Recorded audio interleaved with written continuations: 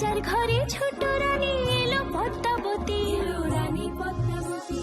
রাজার আরো 6টি রানীর ছিল না সন্তান, পদ্মাবতীর কোলালোতে মিলল সমাধান।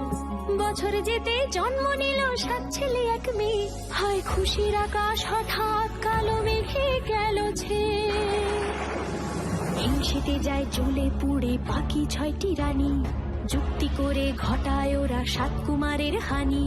সুযোগ মতো 7 ছেলেকে মাটিতে দেয় পুঁতে, বাঁচে একা পারুল, ওরা পায় না তাকে ছুতে। ধাইমা বাজায় সেই মেয়েকে বড় করে তোলে, 7 ভাইকে পায় যে পারুল 7টি চাপা ফুলে। এত কিছুর পরেও রাজার বিপদ যে কাটে না, সূর্য নগরে সুখের সূর্য আর ওঠে না। হিংসা বিবাদ বিচ্ছেদ আর প্রেমের কাহিনীতে পারুল বোন কি পারবে 7 ভাই চম্পাকে